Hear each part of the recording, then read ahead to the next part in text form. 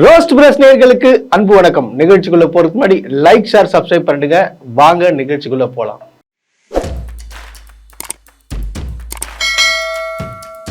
நாம எத்தனையோ ஸ்கேம்களை பார்த்துருப்போம். அதாவது இன்டர்நெட் வகையால ஸ்கேம் நடக்கும், இல்லை பார்த்தீங்கன்னா பேங்கிங் சைடில் ஸ்கேம் நடக்கும். ஸோ இந்த மாதிரியான ஸ்கேம் தான் பார்த்துருப்போம். ஆனால் ஒரு கட்சி, அதாவது டிவிகே என்ற ஒரு கட்சியில ஸ்கேம், அதாவது கட்சியே ஸ்கேம்னு சொல்லிட்டு பார்க்கும் போது நமக்குலாம் தெரியுது. ஏன்னா இது வரைக்கும் நீங்க பாருங்க, டிவிகே வச்சு நிறைய பேர் என்ன பண்றாங்க, ப்ரமோஷன் தான் பண்றாங்களே தவிர அந்த கட்சியோட தலைவர் செயல்பட மாட்டாரு.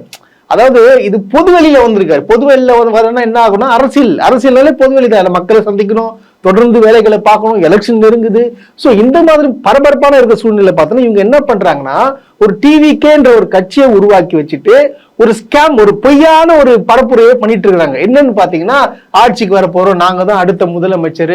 ஸோ இந்த மாதிரியான மக்களை ஏமாற்றி, அதாவது பாத்தீங்கன்னா விஜய்க்கு பாத்தீங்கன்னா நிறைய ரசிகர்கள் இருக்காங்கன்றது உண்மை. அவர் ஒரு படத்துக்கு முதல் சொல்ல நீங்க பார்த்திருப்பீங்க, நிறைய ரசிகர்கள் இருக்காங்க. அவர் படத்தை கொண்டாடவும் வச்சுங்களேன். ஸோ அந்த அளவுக்கு ரசிகர் வச்சுக்கிறாங்க. அந்த ரசிகர்களை அதாவது அவங்கள என்ன பண்றாங்க, அவங்கள வச்சு ஒரு என்ன நினைக்கிற ஒரு பிம்பத்தை கிரியேட் பண்றாங்க. இப்போ அவங்க ரசிகர்லாம் என்ன, விஜய் என்ன சொன்னாலும் செய்வாங்க, அது படத்தில் நடிக்கிறது தான் நேர்ல உண்மையா செய்வாரு அப்படின்ற ஒரு எண்ணம் அவங்களுக்குள்ள வந்துருச்சு. ஸோ இந்த எண்ணத்தை வச்சு என்ன பண்றாங்கன்னா பரப்புறாங்க. பரப்பி என்ன ஆகுதுன்னா, ஒரு ஸ்கேம் ஒரு டம்மின்னு இப்போ பாத்தீங்கன்னா பூத் எல்லாம் ஒரு டம்மி ஆள போடுவாங்க பாத்தீங்களா.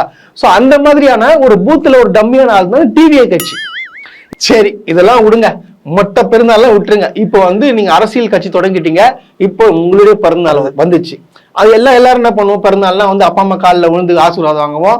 இப்போ நான் அரசியல் தலைவர்னு வச்சுக்கோங்க, எல்லாரும் அரசியல் தலைவர்ல என்ன பண்ணுவாங்கன்னா போயிட்டு பொதுமக்களோட பார்த்தீங்கன்னா கொண்டாடுவாங்க. ஒரு பெரிய ஒரு பிரம்மாண்டமா ஒரு மேடை போட்டு ஒரு நிகழ்ச்சி ஒன்று பண்ணுவாங்க. இல்லையா என்ன பண்ணுவாங்கன்னா, பிறந்தநாளை முன்னிட்டு பார்த்தோன்னா அவங்களுடைய அரசியல் கொள்கை தலைவர்களாக இருக்காங்க பார்த்தீங்கன்னா, அவங்களுக்குலாம் போயிட்டு மாலை மரியாதை பண்ணி ஒரு ஆசீர்வாதம் வாங்கிட்டு வருவாங்க. இதுதான் நடைமுறை. விஜய் என்ன பண்ணாரு, வீட்டுக்கு, அதாவது நீங்க வெளியே போக கூடாதுன்னு சொல்லிட்டு தான் வீட்டுக்குள்ளேயே எல்லா சிலையும் வாங்கி வச்சிட்டீங்க லைனா. சரி, வீட்டை விட்டு உங்க காம்பவுண்டுக்குள்ள ஒரு மாலை போட்டு ஒரு பிறந்தநாள் ஆசீர்வாதம் வாங்கின மாதிரி ஒரு பண்ண உங்களுக்கு மாலை போட்டா என்ன, உங்களுக்கு இதை கூட பண்ண முடியாதுன்னா எப்படி இது? இப்ப தெரிஞ்சுக்கலாம் எதுக்காக நான் சொல்றேன்னு சொல்லிட்டு, இவருக்கு கொஞ்சம் சம்பவம் ஜாஸ்திங்க. நான் எதுக்குதான் அவரை பார்த்துன்னு என்னன்னா, சோ இந்த மாதிரியான மென்டாலிட்டி உள்ளவர் தான் விஜய். இப்போ வரைக்கும் கேட்கிறேன், கட்சி வேலை செஞ்சு யாராச்சும் நீங்க பாத்துருக்கீங்க? கிடையவே கிடையாது. நான் ஒரு முந்தானத்து போல நான் பாக்குறேன், எனக்கு பார்த்த உடனே எனக்கு சிரிப்பு தான் வந்துச்சு. அதாவது என் பக்கத்துல பேசிட்டு இருக்கிறாங்க, நான் டீ குடிச்சுட்டு இருக்கேன். அதாவது ஒரு துண்டை போட்டுக்கிறாங்க. அவனை கூட்டு வர சொல்றா, ஒரு ரெண்டு வீட்டுக்கு, தெரிஞ்ச வீட்டுக்கு மட்டும் போயிட்டு இந்த மாதிரி உங்களுக்கு எத்தனை பேர் இருக்கிறீங்க அப்படின்னு கேட்டுட்டு எல்லாரும் டிவிக்கு ஏதோ ஓட்டு போடுவீங்களா, சோ இந்த மாதிரி மட்டும் கேட்டு மட்டும் வந்துடலாம்டா, மொத்தம் போவானா ஒரு 2-3 வீடியோ எடுத்துட்டு மேல அமுச்சு விட்டுடலாம். சோ இதுதான் பண்ண சொல்லிக்கிறாங்க அப்படின்னு சொல்றான். இவங்க என்ன பண்றாங்க, அதே மாதிரி பார்த்தா 2-3 வீட்டுக்கு போயிட்டு மட்டும் இந்த மாதிரி இங்க யாரெல்லாம் இருக்கீங்க அப்படின்னு சொல்லிட்டு எடுத்துட்டு, அப்புறம் நீங்களாம் ரோட்லாம் சரி இருக்கு அப்படின்னு கேட்கறாங்க. அப்புறம் சரியில்லைன்னு சொல்றாங்க. நீங்க யாருக்கு ஓட்டு போடுன்னு கேட்டா டிவிக்கு. ஸோ இதை வீடியோ எடுக்கிறாங்க அவங்கள பேச வச்சு. ஸோ இதுதான் அரசியல் நினைச்சிட்டு பண்ணிட்டு இருக்கிறாங்க. இவங்களுக்குலாம் அரசியலுக்கும் இவங்களுக்கும் சம்பந்தமே கிடையாது. இப்ப விஜய் அவர்கள் நீங்க எடுத்துட்டு வச்சுங்க, விஜய் அவர்கள் பார்த்தா ஒரு இன்ட்ரோவர்ட் பர்சன், அவர் மாதிரி கூச்சு சுபாவம் உள்ளவர். அவர் ஆக்சுவலா வெளியெல்லாம் இப்போ ஒண்ணும் இல்லைங்க, எப்படி தெரியுமா, நீங்களே கொஞ்சம் சிந்திச்சு பாருங்களேன். ஒரு சோம்பேறின்னு வச்சுங்களேன், பிராங்கா சோம்பேறி வச்சுங்க. எப்படி பாத்துட்டு போறா, அப்புறம் விடு, நான் அப்புறம் பாத்துக்கிறேன், அப்புறம் சொல்லு. அதாவது வீட்லயே இருந்துகிட்டு இல்லைன்னு சொல்லிடுவாங்க, அப்புறமா பாக்கலாம், சும்மா டயர்டா இருக்கு. சோ இந்த மாதிரியான கேரக்டர் தான். சுறுசுறுப்புன்றது கிடையாது அவருக்கு.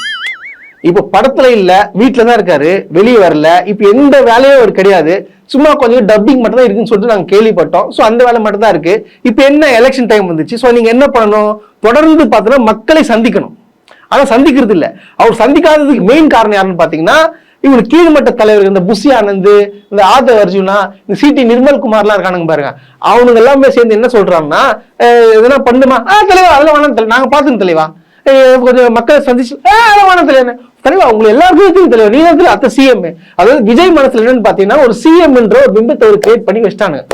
இதை வேண்டுகோளா வைக்கிறோம். 8 மாசத்திற்கு பின்னால் அதிகாரிகளுக்கு தேவையான மக்கள் நலன் சார்ந்த விஷயத்தில் எங்களுடைய தளபதி முழு உங்களுக்கான அந்த ஃப்ரீடத்தை கொடுப்பார். அப்படி ஒரு ஆட்சி வரும். அடுத்த வருடம் 2026 எங்களுடைய தளபதி தலைமையிலான ஆட்சி வந்த பிறகு உங்களுக்கு மக்கள் நலன் சார்ந்த எந்த விஷயத்திற்கு முழு சுதந்திரம் இருக்கும். ஆனா 234 தொகுதியும் தோக்க போறாங்கன்றது இவங்களுக்கு தெரியாது. தெரியாம என்ன பண்றாங்க, ஒரு ஒரு டம்மி, நீங்க நான் தான் சொல்றேன்லங்க, ஒரு டம்மியான ஒருத்தர் நிக்க வைப்பாங்க பாத்தீங்கன்னா, அந்த மாதிரியான கட்சி தான் இந்த டிவிக்கு. ஆனா வந்து இது நம்பிட்டு மக்கள் மூளை செலவு செய்யறாங்க. இந்த மாதிரி இன்ஸ்டால இந்த இதுல அந்த மாதிரி மூளை செலவு செஞ்சு இந்த ஓட்டை பிரிக்கும் வகையில வந்து ஒரு பக்காவான பிளான் போட்டுறானுங்க. இந்த பிளான்ல போட்டு கொடுக்குறது யாருன்னு பார்த்தோன்னா பிஜேபி. இவங்களுக்கு ஆட்சியை பிடிக்கணும்ன்ற ஒரு எதுவுமே கிடையாதுங்க. நான் ஓப்பனா சொல்றேன், இவங்க ஆட்சியை பிடிக்கணும் ஜெயிக்கணும்ன்ற ஸ்ட்ராட்டஜி எல்லாம் ஒர்க் பண்ணல. இந்த ஓட்டை பிரிக்கணும், இந்த ஓட்டை பிரிச்சு வந்து திமுகவை தோக்கடிச்சு அதிமுக வந்து உட்கார வைக்கணும், அதிமுக பிஜேபி உட்கார வைக்கணும். அதுக்கு வந்து முக்கியமான யாருன்னு பார்த்தோன்னா விஜய் அவர்களை வந்து இது பண்ணி செட் பண்ணி வச்சுட்டு இருக்காங்க. இதுதான் உண்மை. நான் ஒன்னே ஒன்று மட்டும் கேட்கிறேன். ஆக்சுவலா பாத்தீங்கன்னா இந்த மதுரை மாநாட்டுல நினைச்சு முருகர் மாநாடு நினைச்சு இந்த மாநாட்டுல பாத்தீங்கன்னா ஏகப்பட்ட தலைவர்கள்லாம் வந்து பாத்தீங்கன்னா கடும் கண்டனம் தெரிவிச்சாங்க. நிறைய பேர் தெரிவிச்சாங்க, என்னங்க அது முருகர் மாநாடு நடத்திட்டு அரசியல் எல்லாம் பேசிட்டு இருக்கீங்க, தேவையில்லாத பேச்செல்லாம் பேசுறீங்க, தமிழ்நாட்டிலேயே மத கலவரம் உண்டு பண்றீங்களா அப்படின்னு சொல்லிட்டு நிறைய பேர் பேசிட்டாங்க. ஏன் நம்ம கேட்டு பையன் சீமானு வந்து பேசிட்டான். ஆனா இவர் பேசவே இல்லை. ஏன்? அதுக்கு யாருன்னா கேட்பீங்களா? பேச மாட்டாரு. அது எதுவுமே பண்ணதில்லைங்க. ஏன்னா இவர் வந்து மறைமுக ஆதரவு தர மாதிரி தானே இருக்கு. ஒரு மட்டமான ஒரு விஷயத்தை நடத்துறானுங்க. ஒரு முருகரை பேர் வச்சுட்டு ஒரு வந்து இந்த மாதிரி மூல செலவு செய்யலாம், அதாவது மத கலவரம் தூண்டும் வகையில பார்த்தோன்னா நிறைய சர்ச்சையான பேச்சுகள் இருக்கு. திராவிட தலைவர்கள் எல்லாம் வந்து கேவலமா பேசினானுங்க. ஸோ இந்த மாதிரிலாம் பேசினாங்க. உங்க கொள்கை தலைவர் பெரியார் தானே, பெரியார்லாம் இழிவுபடுத்தணும்னு வீடியோலாம் போட்டாங்களா இல்லையா? அப்புறம் வந்து நீங்க என்ன சொல்றீங்க, எல்லாரும் சமம், மத கோஷ்டி பூசெல்லாம் இருக்கக்கூடாது, நம்ம எல்லாம் ஒண்ணுன்னு சொல்லிட்டு நீங்க அதை எதிர்த்து விதமாக வந்து பாஜக வந்து ஒரு மாநாடு போடுது. அதுக்கே உன்ன ஒரு எதிர்த்து ஒரே ஒரு ட்வீட் கூட போடல. இப்ப புரியுதுங்களா? இவங்க வந்து டம்மி கட்சி, ஒரு ஸ்கேம், எல்லாரும் ஏமாத்திட்டு இருக்கானுங்க. முதலமைச்சர் முதலமைச்சர் முதலமைச்சர் ஏடா முதலமைச்சர் ஆகிறதுக்குலாம் ஒரு தகுதி வேண்டாமா? புராணிங்களா முதலமைச்சர் ஆவீங்க? இப்ப கீழே கிரவுண்ட் ஒர்க் என்ன பண்றீங்க? ஒரு மேடை போட 4 இடத்துல வந்து முட்டா பசங்க மாதிரி பேசினுக்கிறீங்க. இது வந்து இதுதான் வந்து இதுதான் அரசியல், இது அரசியல் பண்றது. அது இதுக்கு தெரியல. நீங்க பாருங்க, இது இன்னொரு விஷயத்துக்கு வரேன் கேளுங்க. எல்லாருக்குமே தெரியும், போன வருஷம் டிசம்பர் மாசமே பாத்தீங்கன்னா சுற்றுப்பயணத்தை தொடங்க போறாரு விஜய், வந்து மக்களை சந்திக்க போறாரு அப்படின்னு சொல்லியிருந்தாங்க டிசம்பர். அப்புறம் என்ன சொன்னாங்க, டிசம்பர் கடந்துச்சு. அப்புறம் என்ன சொன்னாங்க, மார்ச் மாசம் பண்ணிக்கலாம் அப்படின்னு சொன்னாங்க. சரி, மார்ச் மாசம் என்னன்னு தெரியல, அது மறந்துட்டாங்க போல. அப்புறம் என்ன சொன்னாங்கன்னா, இல்ல ஜனநாயகம் முடிஞ்சது ஜூன் மாசத்துல இருந்து நம்ம பயணம் போகலாம், அப்பதான் கரெக்டா ஒரு 6 மாசம் கரெக்டா இருக்கும் அப்படின்னு சொன்னாங்க. அது போய் கேன்சல் ஆயிடுச்சு. இப்ப என்ன சொல்றாங்கன்னா ஆகஸ்ட் மாசம் வருவாரு. ஏன் அடுத்த இன்னும் 2 மாசம் தள்ளி போச்சுன்னா டிசம்பர் வந்துடும், கொஞ்சம் குளிரா இருக்கும், அப்படியே போயிட்டு ஒரு இடத்துல சீனை போட்டு அப்புறம் வந்து நீங்க ஜனநாயகம் ப்ரொமோஷன் பண்ணிட்டு அப்புறம் கம்னு உட்காந்துடலாமே.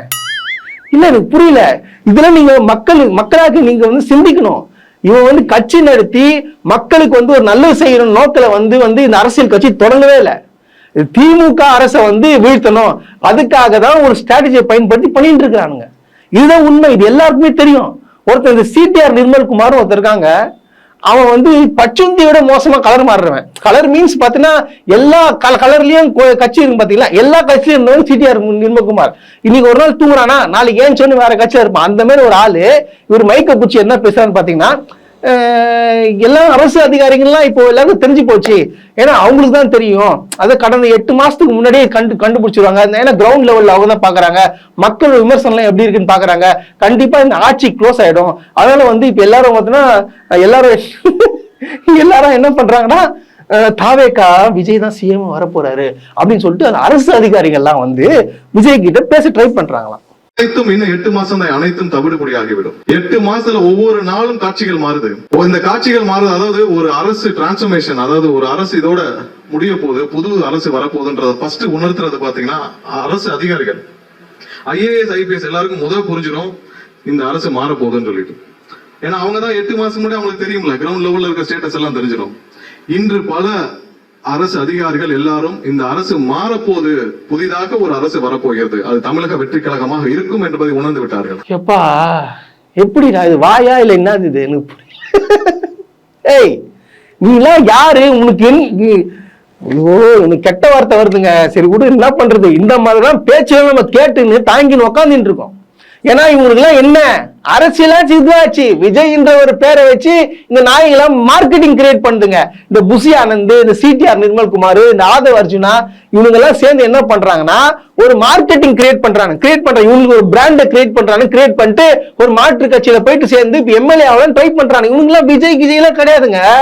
இதுங்க எல்லாம் பக்கா மோசடி கும்பலு. இந்த ஸ்கேம் பண்ற மாதிரி இவங்க ஸ்கேம் பொலிட்டிக்கல் ஸ்கேம் பண்ணிட்டு இருக்காங்க உட்காந்து டிவிக்கேன்ற ஒரு பேர்ல. இவரெல்லாம் பிஜேபி செட்டப் பண்ண ஆளு.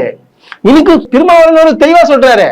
இன்னைக்கு கூட பேட்டியில் இருக்கும்போது என்ன சொல்றாங்கன்னா, தாவேகா வந்து பி டீம் சொல்றாங்களே, பிஜேபி பி டீம் சொல்றாங்க, அதை பத்தி என்ன கேட்டா அவர் என்ன சொல்றாருன்னு பாத்தீங்கன்னா, திமுகவை எதிர்க்கிறதுனால மட்டும் வந்து பி டீம் கிடையாது, ஏன்னா வந்து பிஜேபியோட கொள்கைகளுக்கு வந்து ஆதரவா செயல்படுறது, அவங்களை எதிர்த்து குரல் கொடுக்காம இருக்கிறதா வந்து பி டீம் சொல்லி தெளிவா சொல்லியிருப்பார். ஆமா, விஜய் வந்து ஒரு பி டீம்ன்றது அவரும் சொல்றாரு, எல்லாரும் சொல்றது ஊர் உலகத்தை எல்லாரும் சொல்றாங்க. திமுகவை எதிர்க்கிறதுனால மட்டும் இல்லை, பாரதிய ஜனதாவுடைய செயல் திட்டம் என்ன? பெரியார் எதிர்ப்பு. பாரதிய ஜனதாவுடைய செயல் திட்டம் என்ன? அண்ணா எதிர்ப்பு. பாரதிய ஜனதாவுடைய செயல் திட்டங்களில் எது முதன்மையாக இருக்குது? திராவிட கட்சிகளை அழித்தொழிக்கிறது, கழகங்கள் இல்லாத தமிழகம் அப்படிங்கிறது. இப்போ அதே அரசியலை பேசினா அப்புறம் பி டீம் சொல்லாமல் எப்படி சொல்ல முடியும்? ஆனா இதுங்க வந்து என்ன பண்ணுதுன்னா, ஒரு இடத்துல உட்காந்துன்னு இன்னமும் வந்து என் தலைவன் சிஎம் ஆயிட்டாருன்னா எப்படி இருக்கும், நம்ம ஜாலியா இருக்கலாம்ல, நம்மள எந்த போலீஸும் பிடிக்காதுல்ல, இந்த மாதிரி தான் வந்து அந்த டிவிகேவோட விர்ச்சுவல் வேரியஸ் சுத்திட்டு இருக்கானுங்க. இவங்க நினைப்பு ஃபுல்லா எப்படி இருக்குன்னு பாத்தீங்கன்னா, இப்போ டிரைவிங் லைசன்ஸ் விஜய் வந்து ஆட்சி மட்டும் வச்சுங்களேன், இப்போ வந்து ஹெல்மெட் போட வேண்டாம், டிரைவிங் லைசன்ஸ்ல எடுத்துன்னு போக வேண்டாம், அப்புறம் வந்து போலீஸ்ல பார்ப்பேன் நாங்க யாரு டிவியை கட்சியர் அப்படின்னு சொல்லிட்டு மாரி போயிடலாம். ஸோ இந்த மாதிரியான வந்து ஒரு தாட்ல இருக்கிறாங்க இந்த விர்ச்சுவல் வேரியர்ஸுங்க. அப்புறம் வந்து இவனுக்கு நினைப்பு எப்படி இருக்குன்னு பாத்தீங்கன்னா, விஜய் வந்தா எல்லாமே உடனடியா சரியாயிடும், எல்லாமே உடனடியா சரியாயிடும். அது எப்படின்னா, விஜய் வந்து அவங்க யோசனை எப்படி இருக்கு நான் சொல்றேன் கேளுங்க. இப்ப டிவிகேவோட விர்ச்சுவல் வேரியர் நடந்துக்கிறேன். இப்ப எடுத்துமா இருக்கும், விஜய் அண்ணா வந்துட்டு, விஜய் அண்ணா கிட்ட ஒரு பென்சில் இருக்கும்டா, அந்த பென்சில் வந்து எத்தனை போயிட்டு என்ன பண்ணுவாரு, இப்போ ரோட்ல வந்து குண்டும் குழியா இருக்கு பாத்தீங்களா, அந்த குண்டு குழி இடத்துல போயிட்டு பக்கத்துல போயிட்டு ஒரு பேப்பர் வச்சு நல்லா ரோடு போடுவார். ரோடு போட்ட உடனே என்ன ஆகுன்னா அப்படியே ரோடா மாறிடும். சோ இந்த மாதிரி நீங்க எல்லாம் பாத்திருப்பீங்களா, ஜி பூம்பா நாடகம் பாத்திருப்பீங்க, ஷகலகா பூம்பா பாத்திருப்பீங்களா, பென்சில் வச்சு வரைஞ்சா கேட்டதெல்லாம் வந்துடல. சோ அந்த மாதிரி வந்து விஜய் அண்ணா வந்தா வந்து பண்ணிடுவாரு அப்படின்னு சொல்லிட்டு இருக்கானுங்க. உண்மையாங்க, சத்தியமா சொல்றேன், இந்த டிவிக்கு இருக்கிற பசங்க எல்லாமே வந்து இந்த மாதிரி என்ன மட்டும்தான் அவங்க தான் தெரியாது எப்படி இன்ஃப்ராஸ்ட்ரக்சர் டெவலப்மெண்ட் பண்றது, எப்படி தமிழ்நாட்டை உருவாக்குறது. ஸோ இதெல்லாம் பிளான்ல இருக்கும், என்னென்னலாம் இந்த கவர்மெண்ட் பண்ணிருக்கலாம் தெரியாது. ஆனா விஜய் வந்தா இதெல்லாம் உடனடியா சரி பண்ணி கொடுத்துரு, உடனடியா சரி பண்ணா அது மாதிரி பென்சில் தான் எடுத்து வரையணும். ஸோ அதனாலதான் வந்து இவங்க எல்லாம் வந்து அந்த மைண்ட் செட்ல இருக்கிறானுங்க. இவங்களை சொல்லி குற்றம் இல்லைங்க, அதாவது இவனுக்கு வந்து படம் பார்த்து கெட்டு போனவனுங்க. வேற என்ன பண்றது, இந்த விர்ச்சுவல் வேரியஸ் வச்சு ஒண்ணுமே பண்ண முடியாது, இதுதான் பண்ண முடியும்.